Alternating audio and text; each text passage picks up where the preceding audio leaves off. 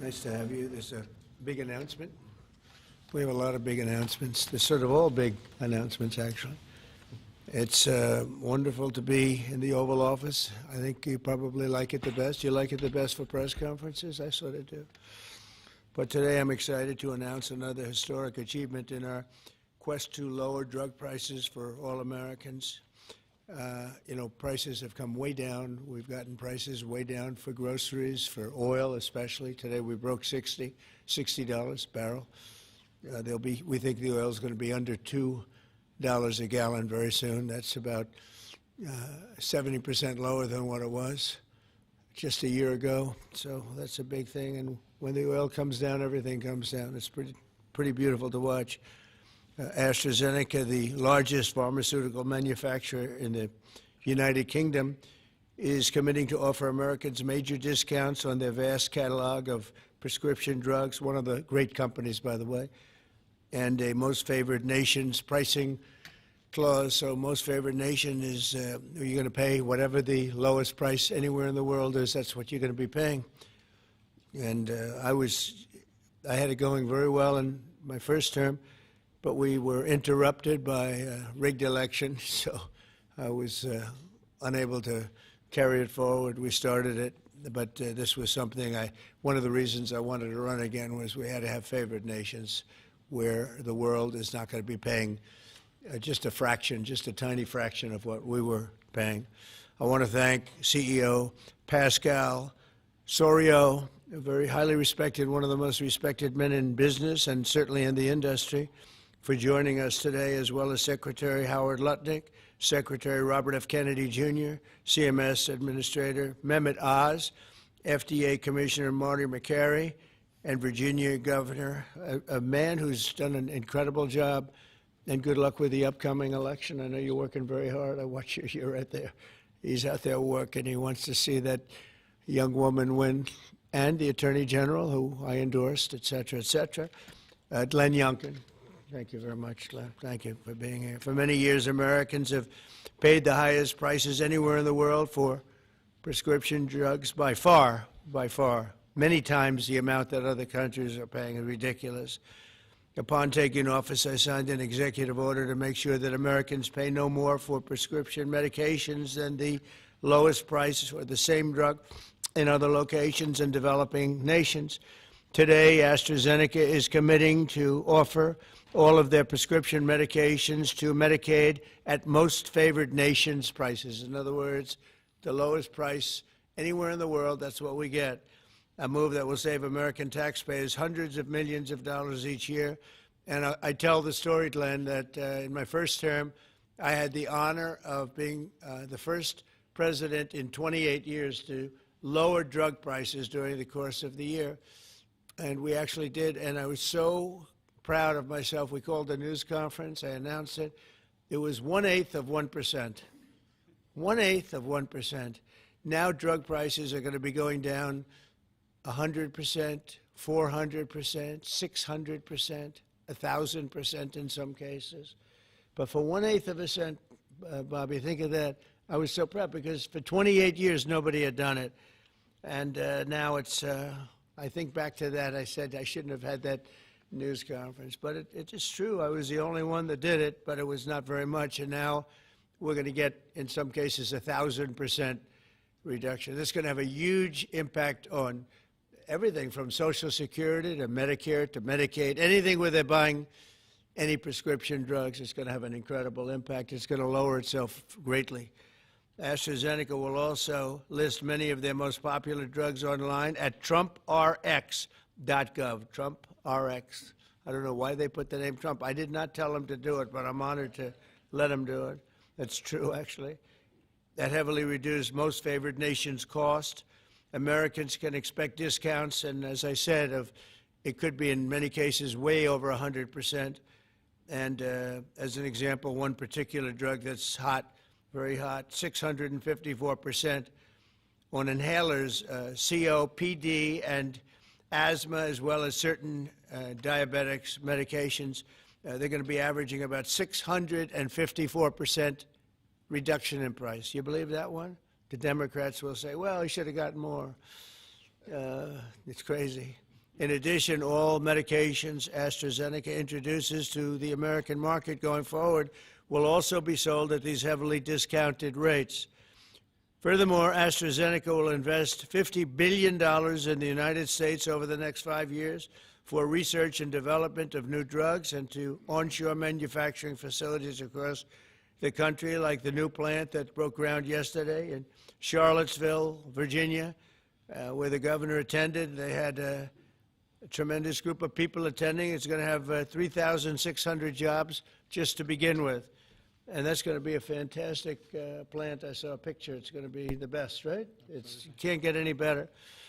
This is a tremendous victory for Virginia and for American patients and for everything, for the country. It's an amazing company to have coming over to the United States in such a big way. That's going to be a big part of the company. Presidents have promised for years to lower the cost of health care, but my administration is actually the first to do it and do it substantially, do it at numbers that nobody thought, even I thought, were not possible. When you think of it, if you got a 1%, 2%, 5%, that's good. You did a good job. We're talking about 100, 200, 300, 500, 700. In some cases, some big, big numbers. And the largest drug companies in the world are working with us to make this a reality. And so I look forward to being at your opening of that incredible facility. I hear something, and it's in a great location, Len, right? One of the beautiful locations. So I'd now like to ask Secretary Kennedy to say a few words, followed by Dr. Oz, Pascal, Governor Youngkin, and we'll take some questions afterwards. Would anybody like to have some questions? Yes? Oh, I'm shocked. Okay, we'll take them right after, okay? Bobby, please. Thank you, Mr. President. I talked about this a little yesterday in the cabinet meeting, but it's worth repeating because it shows this historical achievement as really monumental. When I was in my confirmation process, virtually every Democratic senator showed me their preoccupation with making sure that we completed, that I was going to continue to get a commitment from me to continue the IRA drug price negotiations. That the IRA required the Democrats, while President Biden was in the first year of the IRA, to negotiate 10 drug prices down. And then I was supposed to, in my first year, negotiate 15 and 15 every year thereafter, and that was their plan. The Democrats claimed that they had a 22% reduction, and that was a great success.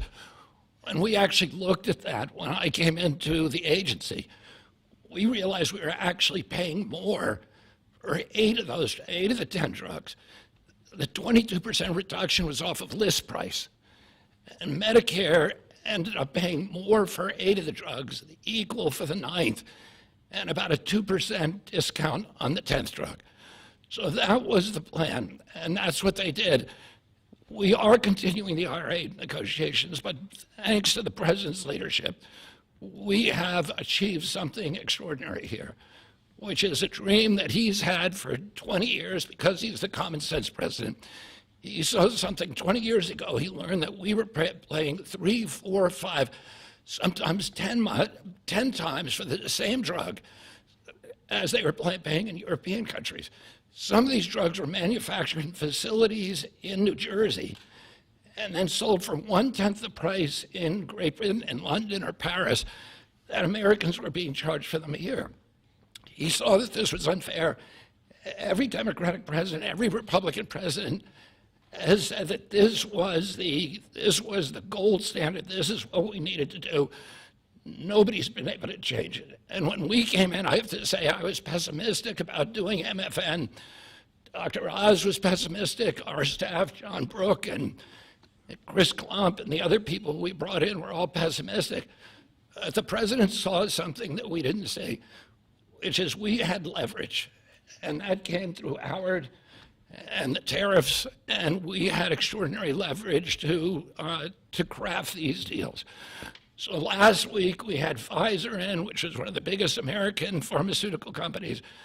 Today we have AstraZeneca in with Pascal Sorios, which is one of the biggest European pharmaceutical companies. And the president asked us to do three things. One, to get MFN prices. Two, to not bankrupt these companies. He understood that America has to be the center for innovation. The drug industry needs to innovate, that it's critical for its bottom line, it's critical for the health of the American people. And he asked us also to make sure that those companies would keep their promise to reshore this industry. For national security purposes, for our economy, it's critical. These companies are making these drugs in the United States. We were able to achieve all those things, and partially with the visionary help of Pascal, where is he? Of Pascal Zorias, who understood that innovation and the business doesn't work if everybody is not pulling the oars, if everybody doesn't have the skin in the game. The whole world was riding on our shoulders and riding on our dime. 70% of pharmaceutical revenues comes from this country. We only have 4.2% of the world's population, and we were paying for 80 or 90% of the innovation here, and the rest of the world was a free rider. And Pascal understood that that's not fair, and it's not a good, sustainable, long-term business model. And he came to the table. He was one of the first leaders to come to the table. I want to thank him for his vision, for operating with us in good faith. And this is an extraordinary deal. Not only that, but as the president just pointed out, he is also reshoring this industry here. He has 19 facilities already operating in this country. He has this other facility in Albemarle County that Dr. Oz went with Governor Youngkin and broke ground on yesterday. He has a second facility that is under construction in Kendall Square in Boston, another facility in Rockville, Maryland, and a fourth facility in Copper, Texas, right outside of Dallas-Fort Worth. And he's got plans for building many more in this country, thanks to the president's leadership, to the tariffs, and to the common sense the president has demonstrated in his own commitment to make drug prices lower for hardworking Americans. So I want to thank the president for your visionary leadership. I want to thank Dr. Oz for his part, and Marty McCary in negotiating this deal. Dr. Heidi Overton, Theo Merkel, Chris Klump, and John Brooks, who all played critical parts in the negotiation. And of course, Howard Letnick, who was the key to these negotiations. Who do we bring up now? Dr. Oz. Thanks, Secretary. He'll take your place, Pascal. Oh, Pascal, I get to introduce Pascal, which I'll do with great joy and honor. So the world is watching as President Trump tries to make peace in every place he can go. But at the same time, President Trump is putting peace into the hearts of Americans and bringing peace of mind to them, especially Americans who cannot afford their medications. And just to put a number on this, as he releases us from the bondage of paying 3 times more for the exact same product made in the same factory, in the same pill box, in the same instruction manual overseas, rather in this country than we pay overseas, it creates an opportunity for us because, Mr. President, you're turning the art of the deal into the art of the heel. And that is something that you're going to witness today, and it's the second, and we have more coming, but this is a very important one, because I want to set the stage here.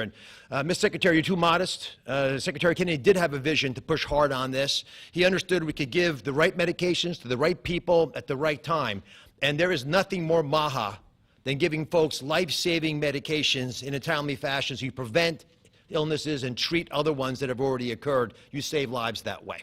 That literally is what was on the line as we began negotiating these. So let's set the stage. Where are we right now? Why this order? Last week, in this very room, President Trump welcomed the CEO of Pfizer, and that company, a leading U.S. pharmaceutical company, pledged to provide exactly what the president promised. Massive discounts to allow us to have most favored nation drug pricing in this country so we don't allow our people to pay more than folks overseas. And this was unthinkable even 6 months ago, 7 months ago, when we came into office. And Americans now have the ability to do that, but we needed to prove it was scalable. So we went to AstraZeneca, which is the leading pharmaceutical company, a leading company in the entire world, but a massive opportunity in this march to MFN, a march to most favored nation drug pricing. And to have this message land clearly, we needed to make sure that the president's demand for fair drug pricing was heard all around the globe.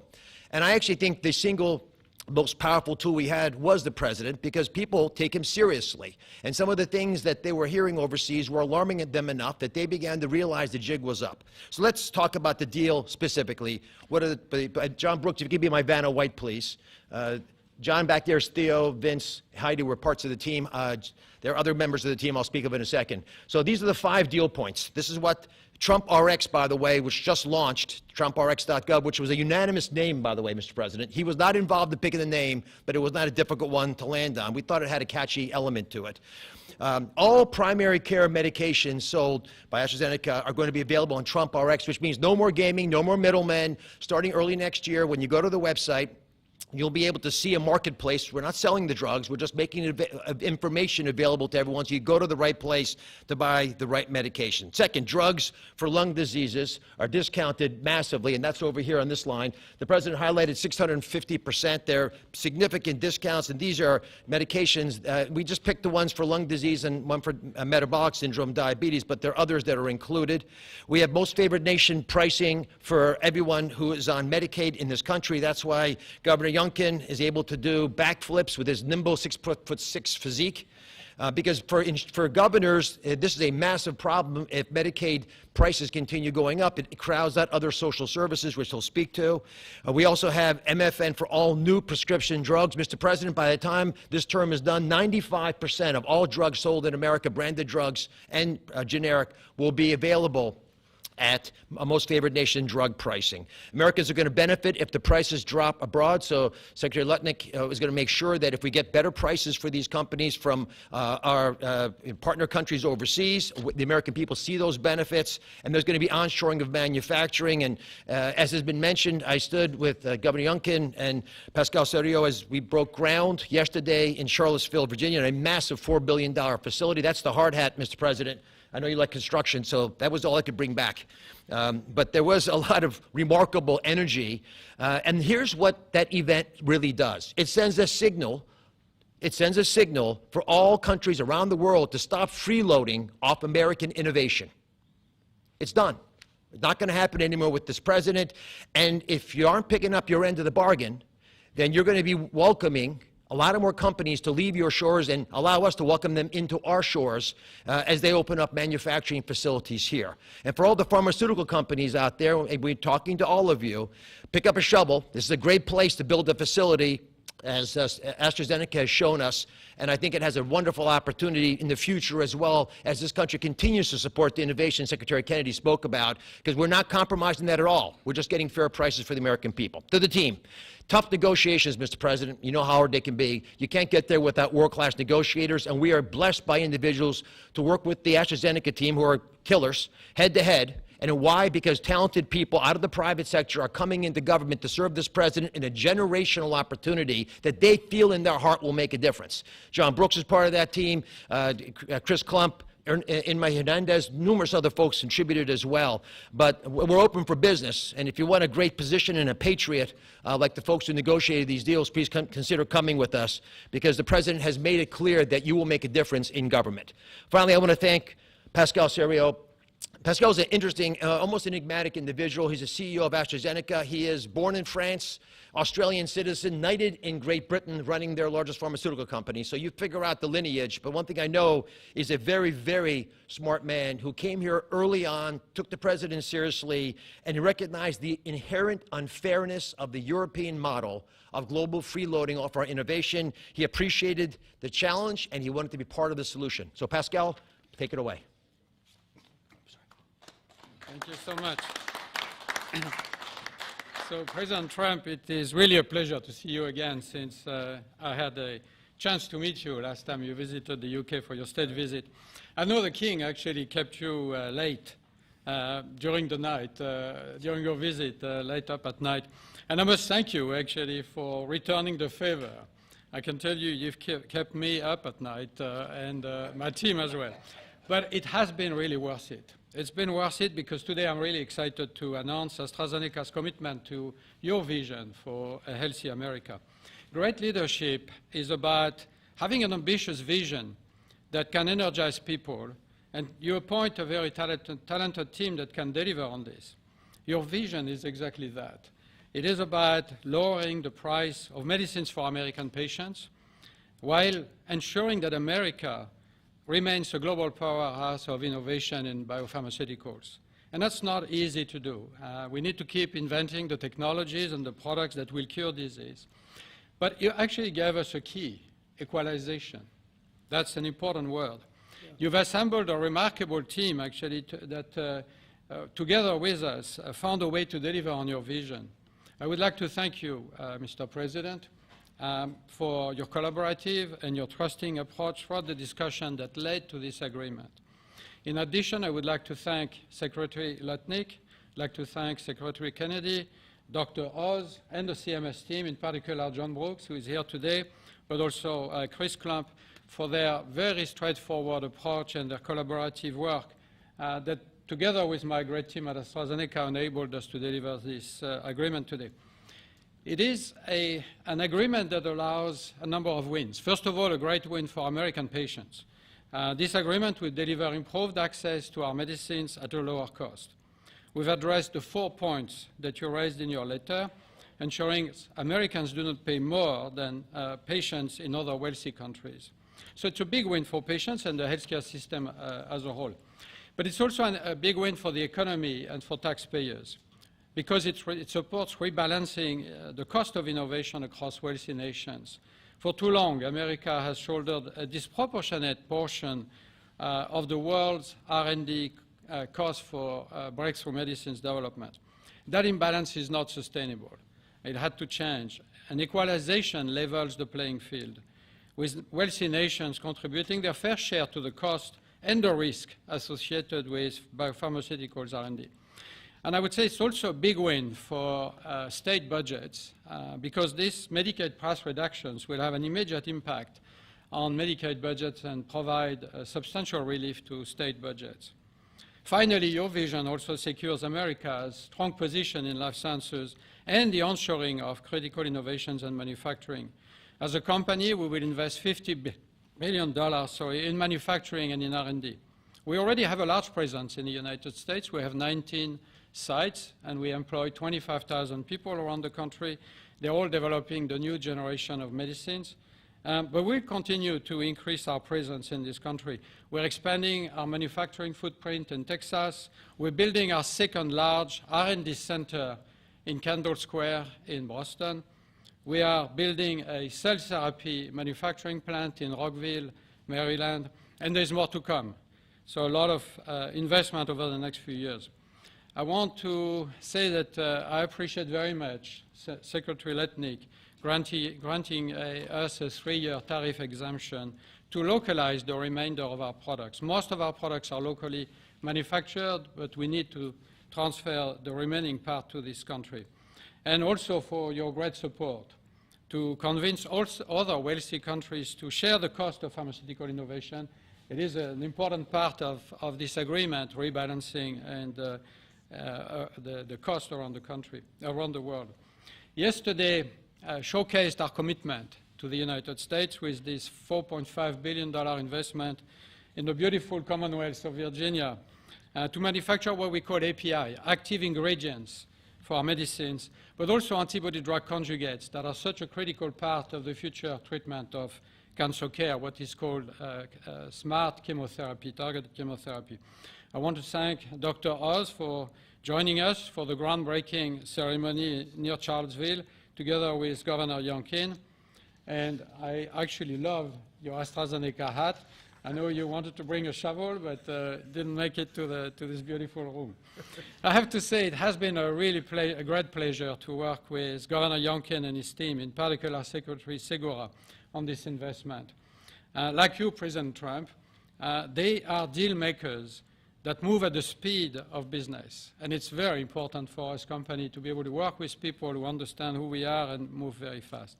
Our new facility will be a great example of Virginia supporting domestic production of medicines for America enhancing national security in pharmaceutical supply, but also create thousands of highly skilled jobs. Governor Youngkin gave me a beautiful Virginia flag that we will proudly fly alongside the American flag in front of our new facility. So AstraZeneca's commitment to the United States is very strong, and this agreement ensures we'll make an even bigger difference for American patients. So, Mr. President, thank you again for welcoming me in this beautiful office and for making this moment possible. Thank you so much. Pascal. Thank you very much. Over to you, Glenn. Well, first of all, I just want to thank everyone for celebrating this landmark moment. This landmark moment is not just a moment to announce a new way to buy less expensive life-saving medicine, but it is a step function change in the way that Virginians and Americans can access medicines. And it is a step function change because historically there was an opaque pricing mechanism that had so many people standing between the manufacturers and the patients that no one knew really what it cost. Well, now we can go direct to consumers. And that's what Trump Rx is all about, going direct to consumers, where a consumer can come and find that particular medication that they need and go direct to the company and get the best possible price. Second of all, the most favored nation clause is a groundbreaking moment. It's a groundbreaking moment because, as you've heard, that American customers have been paying 3, 4, 5 times what international customers have been paying. That is just not fair. And Mr. President, I want to thank you for simply recognizing that America must come first. And Americans deserve the best pricing, not the worst. It changes everything for a state. In Virginia, we have $1.5 billion a year of pharmaceutical expenditure under our Medicaid plan. $1.5 billion a year. We save 10%, 20%. 30%. All of a sudden, 150, 300 million, 450 million in savings can be realized by a state. Now, I firmly believe that's the people's money, and it should go back in tax relief.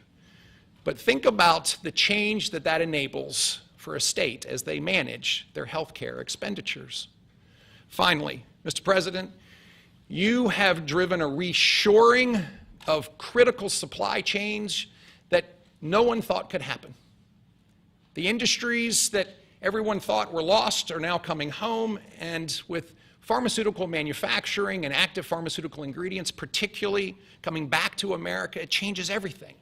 It's an economic moment for us. Yes, $4.5 billion into the Virginia economy, and that will in fact translate into $3 or $4 of extra economic impact for every dollar that is spent, 3,600 great-paying jobs.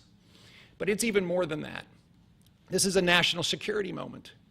And what you've just heard is one of the leading pharmaceutical companies in the world is choosing America, and yes, Virginia, to invest nearly $5 billion to build the most critical manufacturing for the future of America's health. That's not just a single example.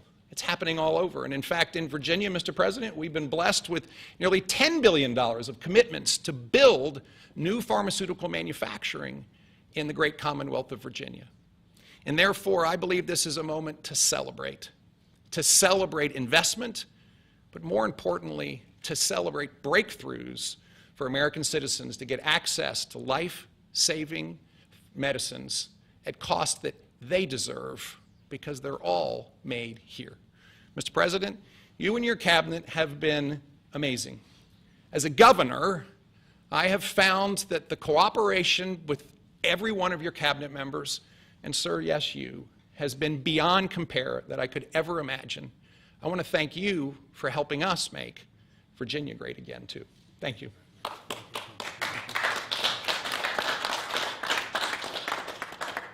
So we have, at this moment, I think we just cracked $18 trillion in commitments and investments in our country. As an example, the last administration was far less than $1 trillion for 4 years. We're at plus $18 trillion for 8 months.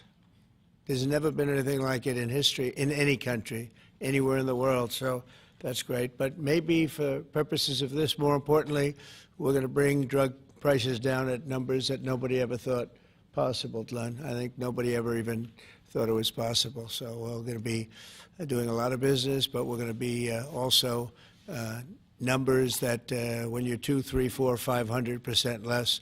I just noticed one of them over here, 654% discount. 654. The laggard is 98%, right? 9 is that what? Wow, it's 96, 230%, but 654, and we have some that top that by a lot. So it's really going to be incredible, and that's going to be so good for Medicaid and Medicare and everything. Frankly, for your life, it's going to be so good. So nobody ever thought they were going to see. And don't let Democrats take the credit, because they'll try. They'll say, "Oh, we worked so hard on it." They didn't work hard. They did. They obstructed. They actually did the opposite. So that's really more important than even the tremendous investments being made in our country. But think of it: we cracked 18 trillion with a T, trillion dollars, and frankly, 1 trillion for 4 years wasn't that bad. He did less than a trillion, but we did that in a period of 8 months. So it's pretty record-shattering by many trillions of dollars. Any country, no matter what country you're talking about, nobody's done numbers like that. So thank you all for being here. Do you want to have a couple of questions? Yeah, please. Mr. President, one on this, if I could, and one on China, if I may. First on this, could you have brought these pharmaceutical companies to the table without that 100% tariff that you imposed? Well, it's not 100%. You're talking about China might be 100%. I'm talking about the 100% you imposed on pharmaceuticals for that sector. I would never have been able to bring them. Now, I'm not sure that Pascal would like to say, but behind the scenes he did say tariffs were a big reason he came here, and also the fact he loved Virginia. He liked this guy. He liked me. I think the November 5th election was a very important date. We had a good election, and that was important. But yeah, he's here. A lot of. I can speak for almost everybody that's here. Most of them are here because of tariffs, because you have to understand he has no tariffs. If you build in this country, there are no tariffs. So. I want to ask you about China, if I could. Just want to confirm: have you canceled your meeting with President Xi? And no, I haven't canceled, but I don't know that we're going to have it. But I'm going to be there regardless, so I would assume we might have it. But they hit the world with something that really is not anything that people are going to do, and it was shocking. I can tell you, Howard and I and Todd, we all Scott, we were all speaking about it before, and we said, where did that come from? It was just. That was out of the blue, right? Out of the blue, they came up with this whole import-export concept, and nobody knew anything about it. So. If they roll back their export controls, the new announcement, would you roll back? Look, we're going to have to see what happens. That's why I made it November 1st.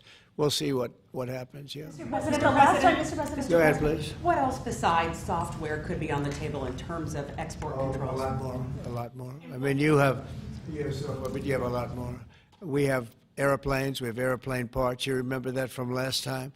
And we were just surprised at China. I have a very good relationship with President Xi, and they did that. This is not something that I, instigated. This was just a response to something that they did. And they didn't really aim it at us. They aimed it at the whole world. The whole world is subject to it. So I thought it was very, very bad. But we have many things, including a big thing is airplane. They have a lot of Boeing planes, and they need parts and lots of things like that. Steve?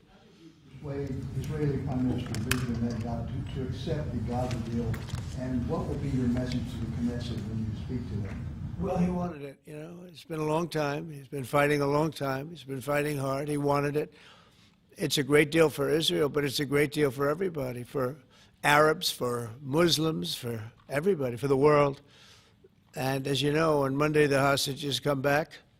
They're getting them now. I mean, they're getting them now. They're in some pretty rough places under earth.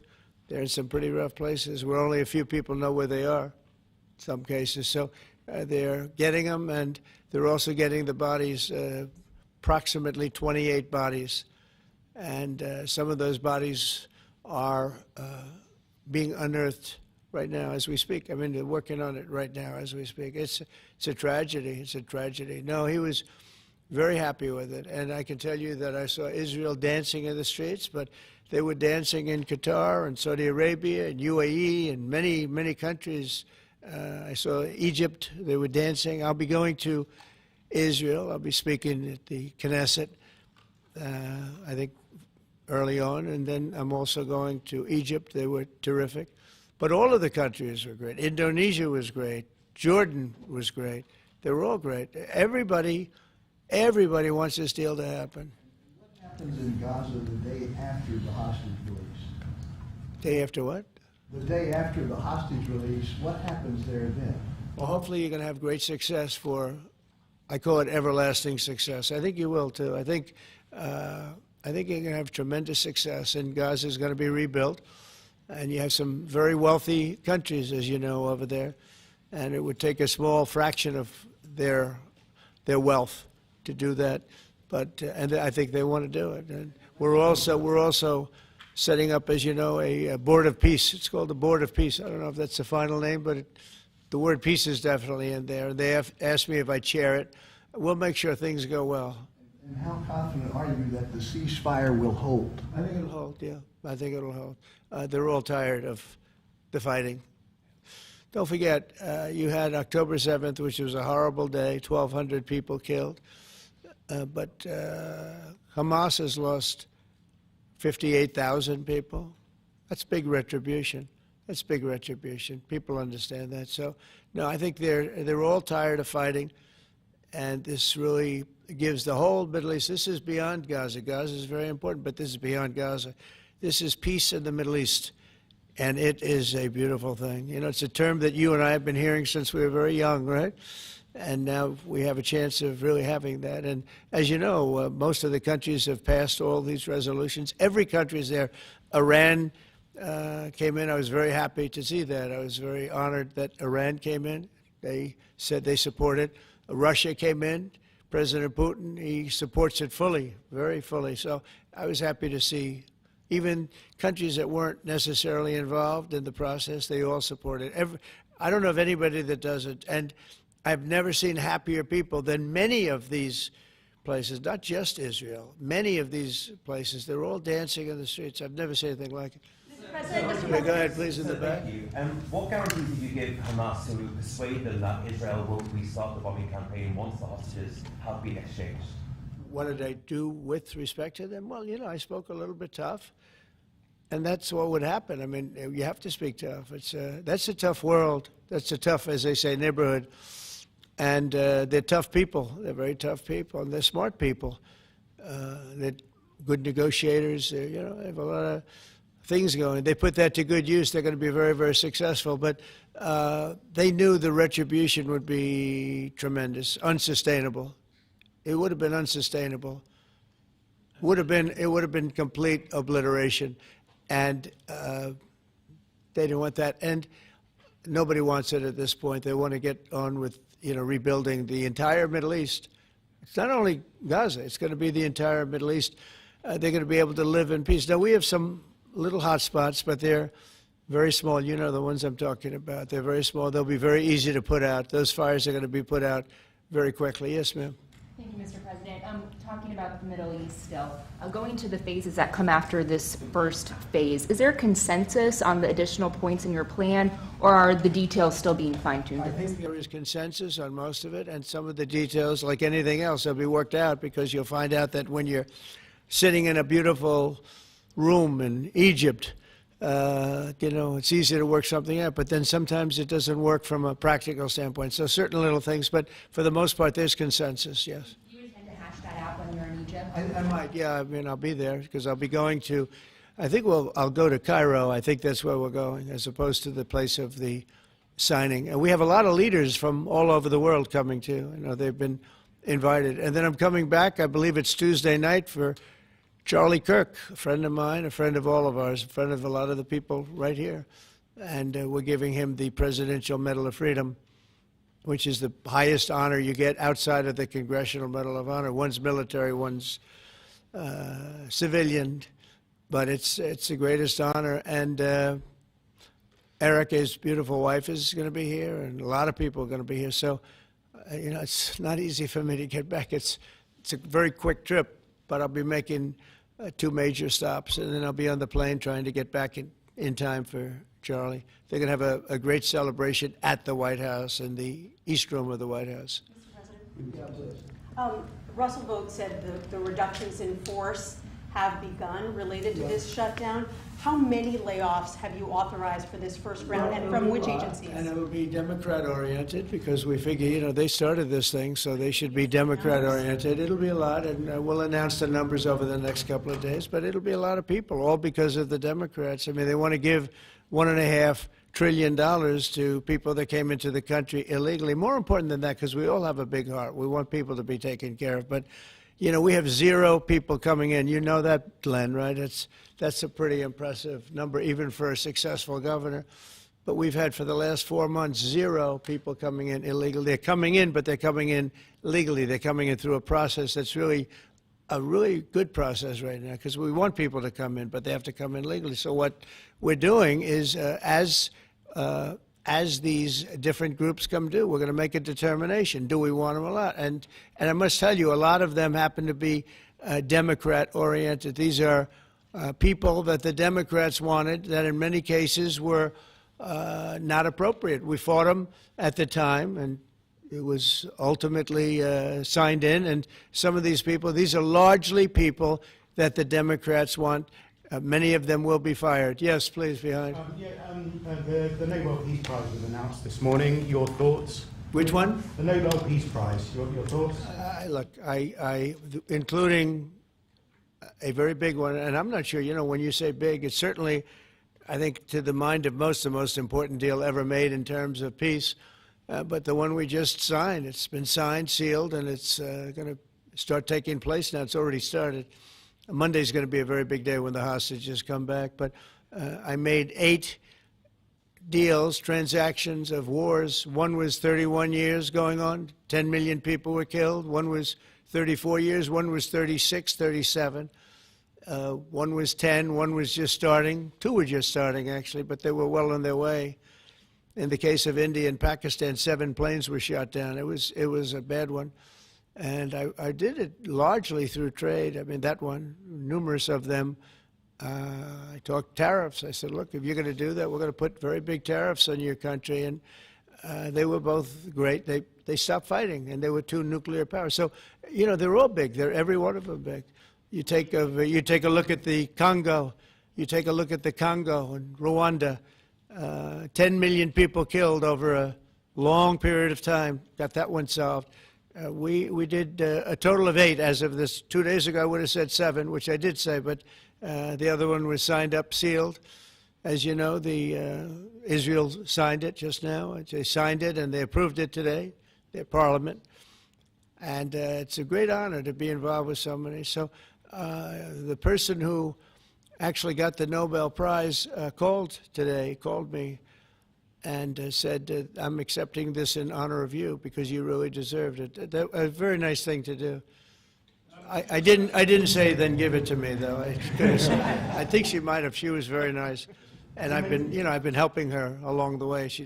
They need a lot of help in Venezuela. It's a basic disaster. So, and you could also say it was given out for 24, and I was running for office in 24. You know, all of the transactions that we did in terms of closing, but there are those that say we did so much that they should have done it, but I don't take. I'm happy because I saved millions of lives, many millions of lives. And speaking of somebody that saves lives, don't ever play golf with it, because Keegan Bradley just walked in, one of the greatest golfers in the world, the captain of the Ryder Cup.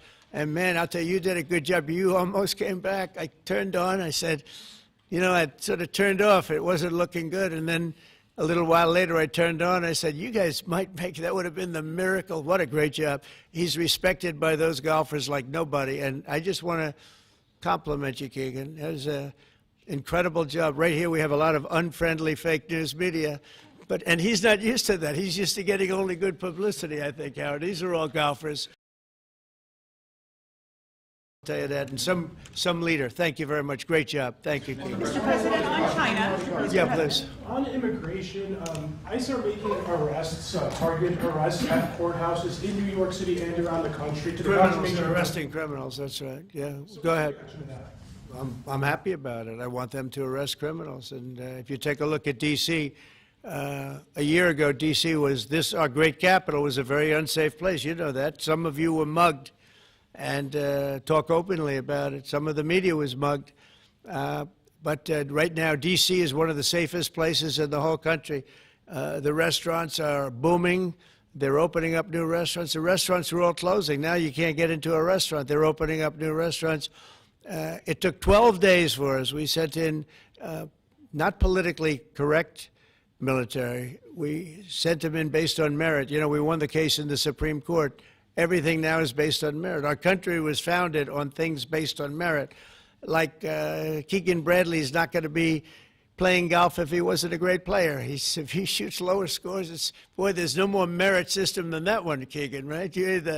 If you miss a putt, they don't say, oh, that's okay, let's take it again, do they? No, it's based on merit. Everything's based on merit. And we're back to the merit system. And when they saw that military is all about merit. They're big, strong people that they're patriots too. And you take a look at D.C., and now we're in Memphis, and Memphis was really crime-ridden. It was terrible. A lot of people being killed. And they say in 12 days they can't even believe how much better it is. And it'll take probably a month over there. And we're heading to Chicago because we want to save Chicago. Do you know they had over 4,000 people killed in Chicago over a short 4,000 people. And I have to watch this slob of a governor stand up and say that, well, everything's okay, we've got it under control.